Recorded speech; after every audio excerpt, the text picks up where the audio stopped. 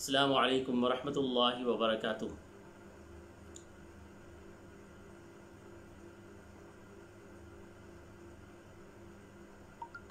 ایک اہم موضوع کے اوپر میں بار بار کوشش کر رہا ہوں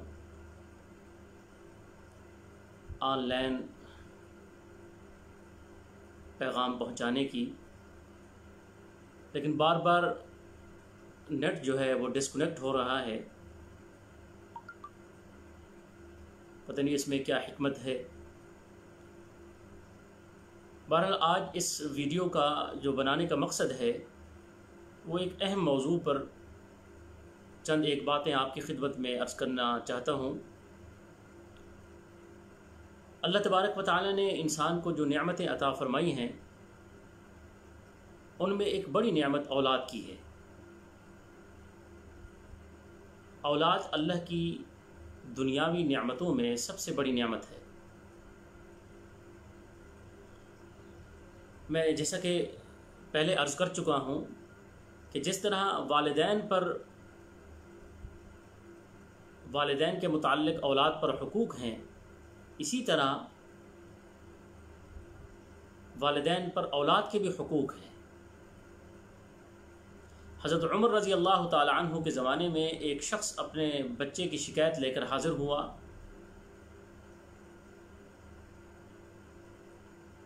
تو حضرت عمر نے اس نوجوان کو طلب کیا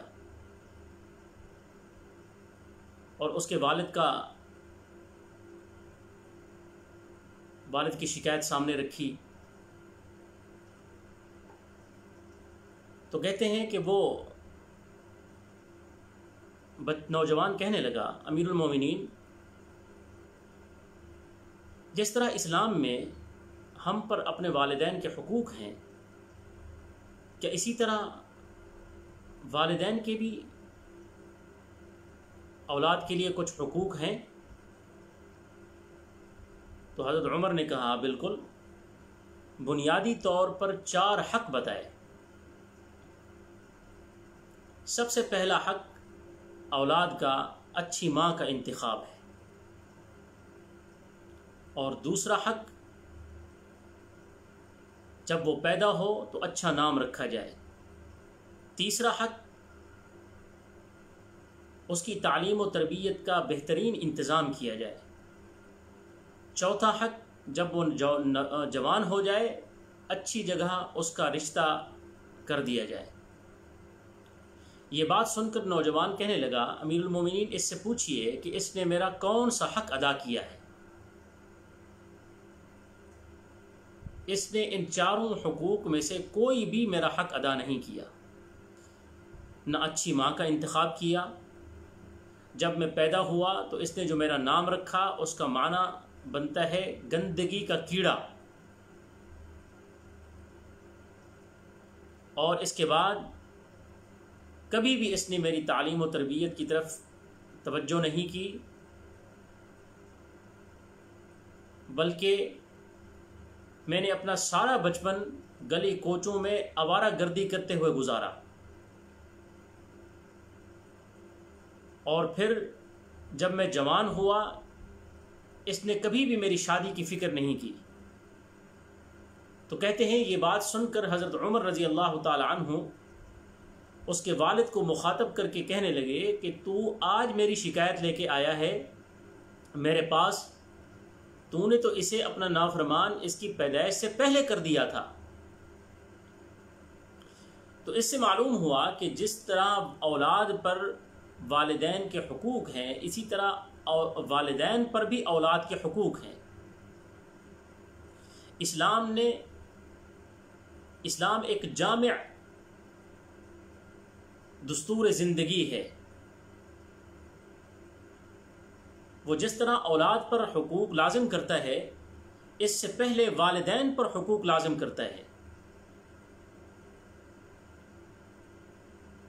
اگر ایک طرف یہ حکم ہے کہ اولاد اپنے والدین کے حقوق ادا کرے، تو اس سے پہلے والدین کو پابند کیا ہے کہ اپنے اولاد کے حقوق کو ادا کریں۔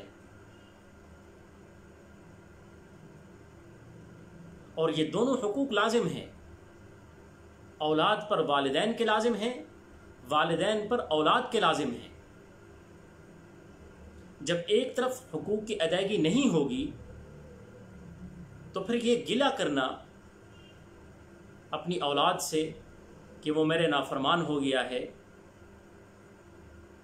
یہ گلہ پھر بنتا نہیں ہے۔ آپ دیکھیں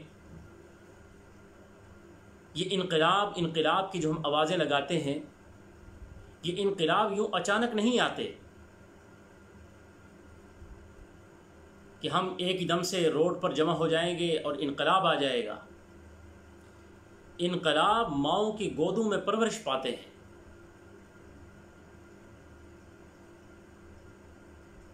یوں ہی اچانک معاشرے میں بگاڑ پیدا نہیں ہوتا، یوں اچانک کوئی آدمی چور بن جائے ایسا بھی نہیں ہوتا،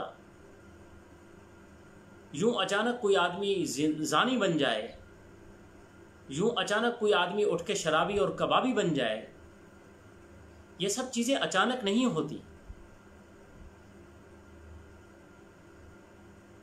یہ ہماری نظر کا دھوکہ ہو سکتا ہے کہ ہم کسی چور کو یہ سمجھیں کہ اچانک چوری ہو گئی، کسی شرابی کے بارے میں یہ خیال پیدا ہو جائے اچانک وہ شرابی بن گیا۔ یہ بالکل ایسا نہیں ہوتا، ایک لمبا طویل پروسیس ہوتا ہے۔ اس انتہا تک پہنچنے میں ایک لمبی داستان ہوتی ہے، ایک لمبی غفلتیں ہوتی ہیں، تب جا کر وہ اولاد چور بنتی ہے، تب جا کر وہ آدمی زانی بنتا ہے، تب جا کر وہ ایک نوجوان شرابی اور کبابی بنتا ہے، تب جا کر ایک معاشرہ بگڑتا ہے۔ یہ ساری چیزیں اچانک نہیں ہوتی،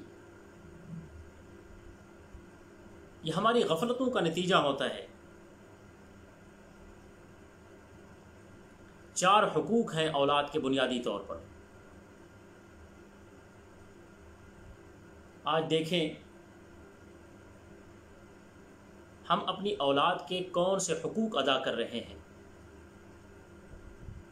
یہ تو بالکل ٹھیک ہے کہ آج سب سے زیادہ فکر والدین کو اولاد کے رزق کے متعلق ہے۔ اسی فکر نے انسان کو پردیس پر مجبور کیا، یہی فکر انسان کو چوری پر، کرپشن پر مجبور کرتی ہے۔ اسی فکر کے نتیجے میں انسان سودی کاروبار کرتا ہے، اسی فکر کے نتیجے میں رشوت، اسی فکر کے نتیجے میں فکر وہی ایک ہوتی ہے کسی طریقے سے میں اپنے اولاد کا مستقبل سیکیور کر لوں، اپنا بینک بیلنس بنا لوں، اپنی پراپرٹی کے اندر اضافہ کر لوں، اپنی اولاد کے لیے اچھے مکان بنا کر جاؤں۔ ان کا یہ مستقبل انسان کو ہر قسم کے غلط کام کرنے پر مجبور کرتا ہے۔ کچھ لوگ سال ہا سال پردیس لگا دیتے ہیں۔ ایسے بھی سننے میں آئے کہ پچھلے 10 سالوں سے وہ پردیس میں ہے، ایک مرتبہ بھی پیچھے نہیں آئے۔ ساری زندگی پیسے بنانے کی مشین بن کے انسان گزارتا ہے، اس کی دیگر فکر میں سب سے پہلی فکر اولاد کی ہوتی ہے، جو انسان کو ان سارے کاموں پر مجبور کرتی ہے۔ انما اموالکم و اولادکم فتنہ، اسی وجہ سے اولاد کو فتنہ کہا گیا ہے۔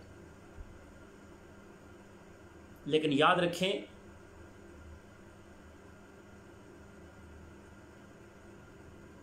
ہم نے جو اولاد کی یہ رزق کی فکر اپنے ذمہ لگا رکھی ہے، اس کا فیصلہ تو بہت پہلے اللہ تبارک و تعالی نے کر دیا ہے۔ ان اللہ یبسط الرزق لمن یشاء ویقدر، جو فکر اللہ تبارک و تعالی نے، جو کام اللہ تبارک و تعالی نے اپنے ذمہ لگایا ہوا ہے، یعنی رزق کا، اس کی فکر ہم نے اپنے اوپر ڈال دی اور جو فریضہ اللہ تبارک و تعالیٰ نے ہمارے ذمہ لگا لیا ہم نے وہ اللہ پر چھوڑ دیا. رزق اس کا انتظام اللہ تبارک و تعالیٰ نے اپنے ذمہ لگایا ہوا ہے. وَمَا مِن دَابَّةٍ فِي الْأَرْضِ إِلَّا عَلَى اللَّهِ رِزْقُهَا کہ روئے زمین پر جو بھی جاندار ہے اس کی رزق کی ذمہ داری اللہ تبارک و تعالیٰ نے اپنے ذمہ لگائی ہوئی ہے. اور جو اللہ نے جو کام اپنے ذمہ لگایا ہوا ہے اس کام کے پیچھے ہم پڑ گئے ہیں، اور اولاد کی تعلیم و تربیت کی ذمہ داری اللہ نے ہمارے کندھوں پر ڈال دی ہے اور ہم نے یہ اللہ پر چھوڑ دیا ہے. یہ ہماری سب سے بڑی غفلت ہے.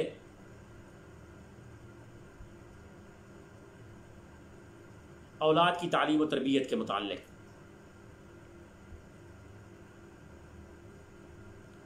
ہمارے اس ماحول اور معاشرے کے اندر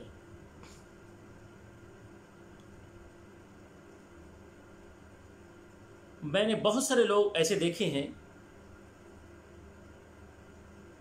جن کی بنیادی کوشش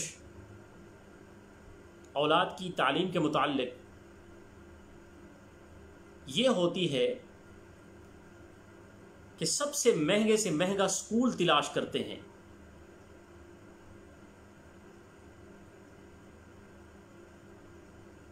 ماں کی درسگاہ جو سب سے بنیادی درسگاہ ہے، اس کے بعد انسان جب باہر قدم رکھتا ہے تو والدین کی سب سے بنیادی ذمہ داری یہ ہے کہ اچھی تعلیم گاہ کا انتخاب کرے. یہاں بھی ہم غفلت کا شکار ہو جاتے ہیں. بچے کو جو بنیادی تربیت ہمیں گھر سے دینی تھی اس میں بھی غفلت، اور پھر اچھی تعلیم گاہ کا انتخاب اس میں بھی غفلت. یہ دو بنیادی غفلتیں ہیں جو ابتدائی طور پر اس نوجوان نسل کے ساتھ ہم کر چکے ہیں. آپ دیکھیں ہر والد چاہتا ہے کہ میری اولاد سچ بولے. ہر والد کی یہ دلی خواہش ہوتی ہے کہ میری اولاد سچ بولے، اور اس پر اپنی اولاد کو سچ کی عظمت کے متعلق درس بھی دیتا رہتا ہے، سچ کی فضیلتیں سناتا ہے اور جھوٹ کی مذمت بیان کرتا ہے، آیات پڑھ پڑھ کے سناتا ہے لعنت اللہ علی الکاذبین. ہر والد چاہتا ہے کہ میری اولاد سچ بولے. ہر ماں چاہتی ہے کہ میری اولاد اپنے بڑوں کی عزت کرے.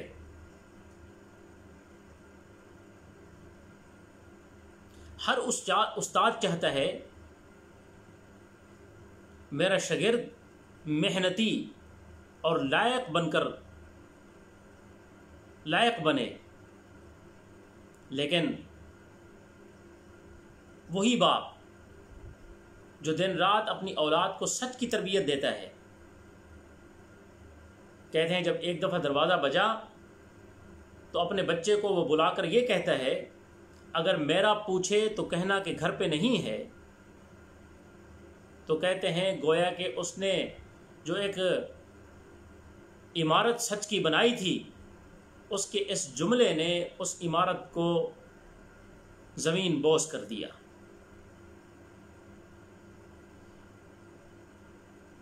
ماں جو یہ چاہتی ہے کہ میری اولاد اپنے بڑوں کی عزت کرے، لیکن جب وہ بچہ دیکھتا ہے کہ میری ماں میری دادی کی عزت نہیں کرتی تو اس کے ذہن میں جو عزت کا خاکہ بنا ہوا ہوتا ہے بڑوں کی عزت کا، وہ جل کر خاکستر ہو جاتا ہے.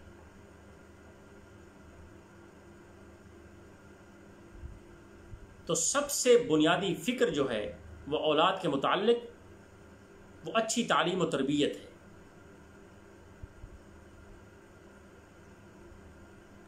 آج میرے ایک دوست نے ایک مضمون لکھا، اس وقت عمومی طور پر موبائل چونکہ عام ہے، ویڈیو گیمز ہر بچہ ان موبائل پر کھیل رہا ہے۔ ان ویڈیو گیمز کے ذریعے ہماری اس نوجوان نسل کو، ہمارے ان بچوں کے ذہنوں کو کس طرح بے راہ روی کا شکار بنایا جا رہا ہے، یہ آپ اس کا اندازہ نہیں کر سکتے۔ بھائی محمد سلیم نے اپنے ایک مضمون میں لکھا کہ مشہور ایک گیم ہے جو تقریباً ہر نوجوان اس گیم کو کھیلنا چاہ رہا ہے۔ پب جی کے نام سے ایک گیم ہے جو اس کا نیا ورژن، لیٹسٹ جو ورژن ہے، اس کے اندر جو انہوں نے چند ایک نئی چیزوں کا اضافہ کیا ہے۔ ایک تو 3 بت بنائے ہیں اس گیم کے اندر،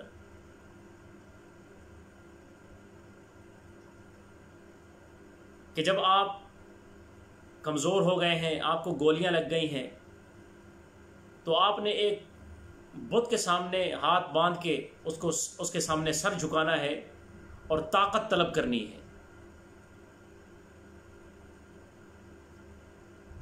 تو 3 بت ایسے بنائے ہیں۔ تو یہ بت ایک عام سا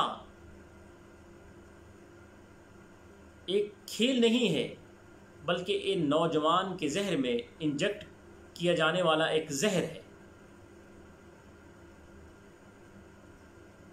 جو ویڈیو گیمز کے ذریعے ہماری نوجوان نسل کے اندر منتقل کیا جا رہا ہے۔ اور اس سے پہلے آپ دیکھیں جتنے بھی مختلف پروگرام ہیں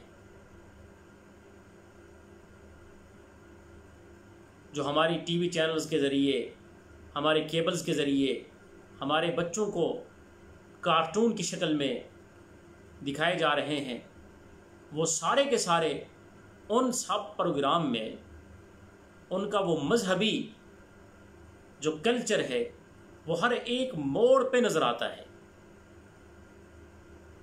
ایک طرف روشن خیال لوگوں کا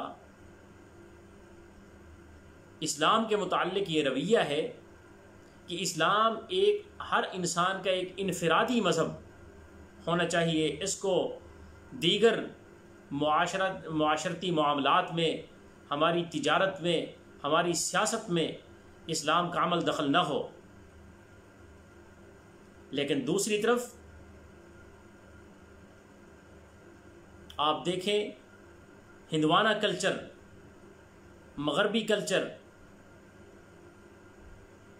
عیسائیت کا کلچر، وہ ہمارے کارٹون کے ذریعے ہمارے بچوں کو منتقل کیا جا رہا ہے، جس کا میں خود ایک واقعے کا عینی شاہد ہوں کہ میں ایک پروگرام میں، شادی کی تقریب میں جانے کا اتفاق ہوا۔ نکاح کے بعد ایک چھوٹا بچہ اپنے والد سے پوچھتا ہے کہ پاپا نکاح ہو گیا ہے؟ تو اس نے کہا ہاں بیٹا نکاح تو ہو گیا ہے۔ تو وہ حیران ہو کر پوچھنے لگا کہ انہوں نے 7 پھیرے تو نہیں لیے، نکاح کیسے ہو گیا؟ ایک مسلمان گھر میں پیدا ہونے والے بچے کا نکاح کے متعلق اب یہ نظریہ بن گیا ہے جب تک 7 پھیرے نہ لیے جائیں نکاح نہیں ہوتا۔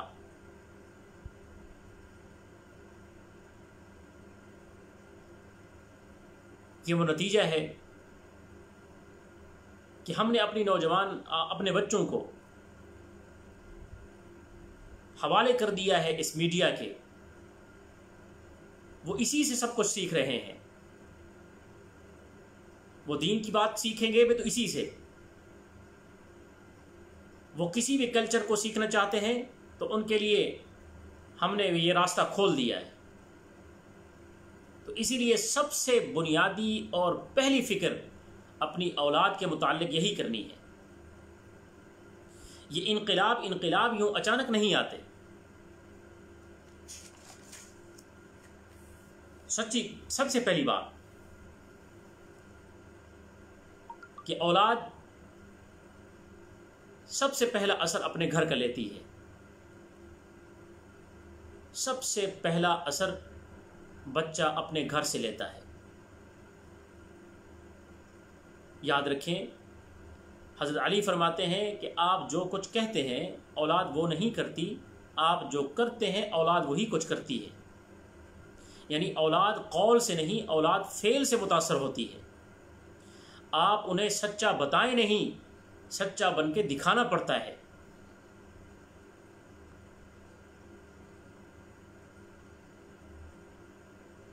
والدین کا باہمی تعلق بھی اولاد کی نفسیات پر اثر انداز ہوتا ہے. اسی لیے بزرگ فرماتے ہیں کبھی بھی والدین اولاد کے سامنے ایک دوسرے سے جھگڑا نہ کریں. کبھی بھی اولاد کے سامنے والدین جھگڑا نہ کریں.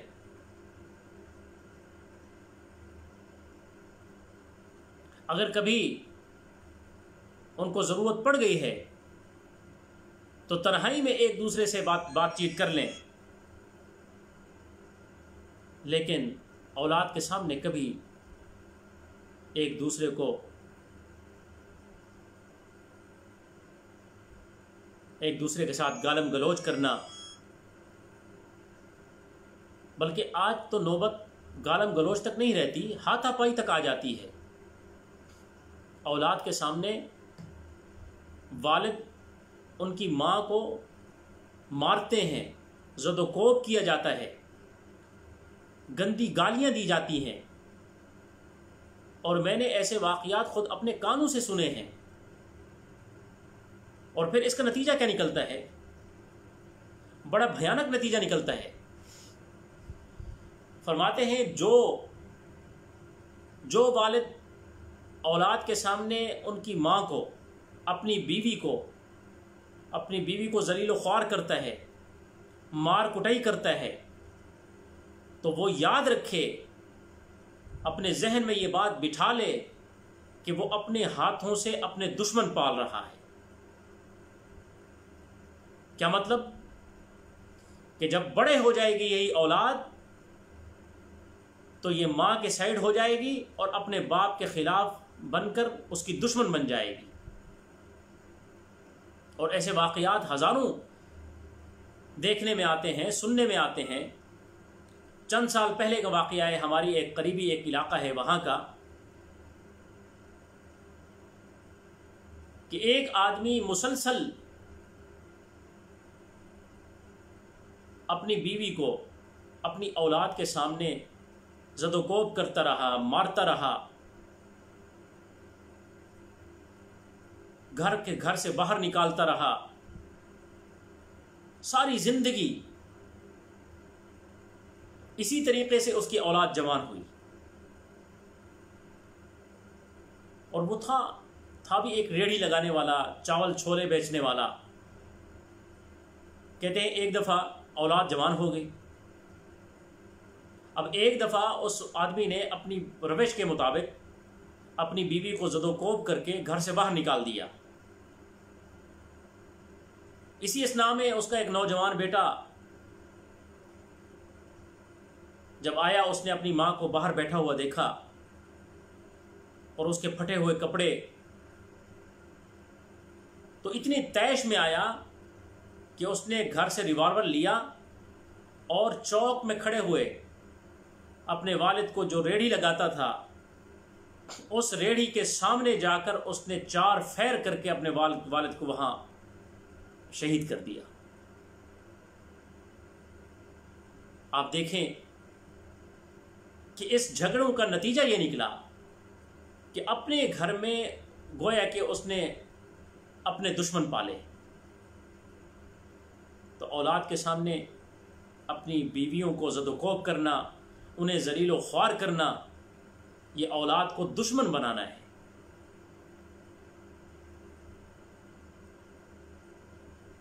اسی طریقے سے جب اولادیں جوان ہو جاتی ہیں، اس کی پہلی فکر جو والدین کو کرنی ہے وہ شادی کے متعلق ہے۔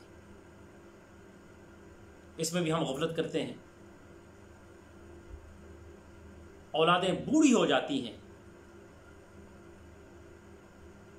بچیاں بوڑھی ہو جاتی ہیں، رشتے آتے ہیں، لیکن چونکہ رشتوں کا لیے جو ہم نے معیار بنایا ہوا ہے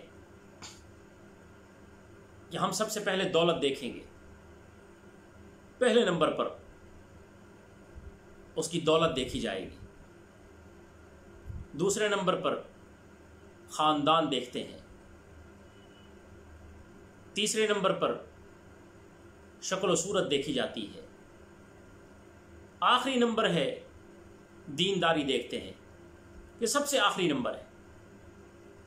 پہلے نمبر پر ہم نے جو چیز ہمیں پہلے نمبر پر رکھنی تھی ہم نے اسے آخری نمبر پہ رکھ دیا ہے، اور جو چیز ہمیں آخری نمبر پہ رکھنی تھی ہم نے اسے پہلے نمبر پر رکھ دیا ہے۔ سب سے پہلے نمبر پر ہم کیا رکھتے ہیں؟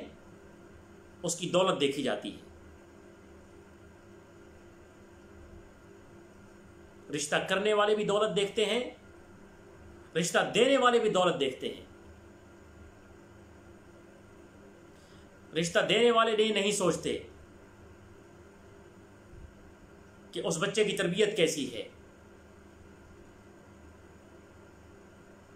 اس بچے کا دین کے اعتبار سے رویہ کیسا ہے، وہ نمازی ہے یا نہیں ہے۔ ان سب چیزوں کو قطع نظر کرتے ہوئے پہلے نمبر پر دولت دیکھی جاتی ہے۔ ہم یہ سمجھتے ہیں کہ دولت سے ہر چیزیں، دنیا کی ہر چیز آسان ہو جاتی ہے۔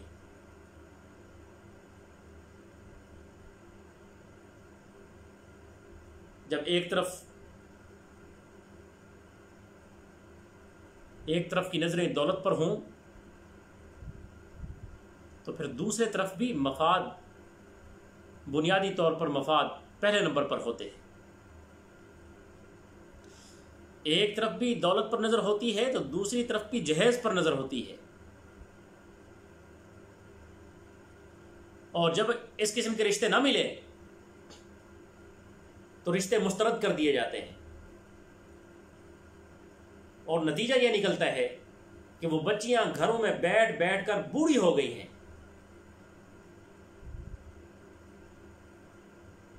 رشتوں کی عمر گزر چکی ہے، پھر آخر کار والدین مجبور ہو کر پھر اپنی بچیوں کو ایسی جگہوں پر ان کے رشتے کر دیتے ہیں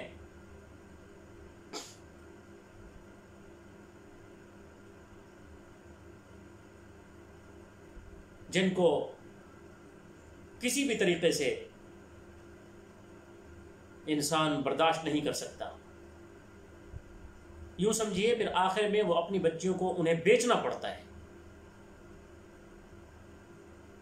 اس کی وجہ یہ ہے کہ جب وقت تھا تو انہوں نے اپنے ہر رشتے کو ٹھکرایا۔ تو رشتے کے متعلق ہمارا یہ رویہ، اور پھر میں اپنے جاننے والوں کو بھی یہ بار بار اس چیز کی طرف توجہ دلاتا ہوں کہ ہم جس سٹیج پر ہم پہنچے ہوئے ہیں، یا ہمارے بوڑھے، ہمارے نوجوان جس سٹیج پر پہنچے ہوئے ہیں، تو یقین جانیے کہ ان کا واپس پلٹنا بہت مشکل ہے۔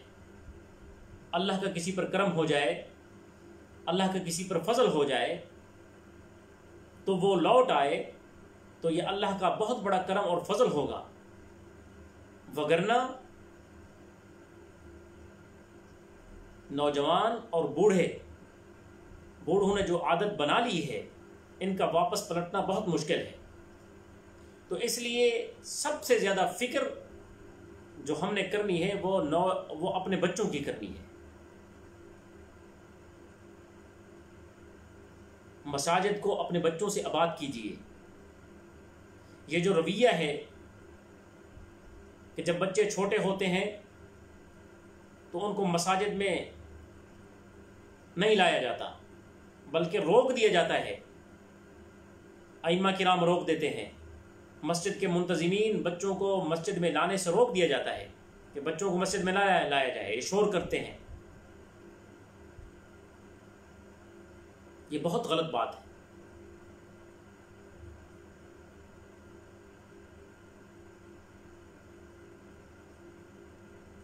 اہل عرب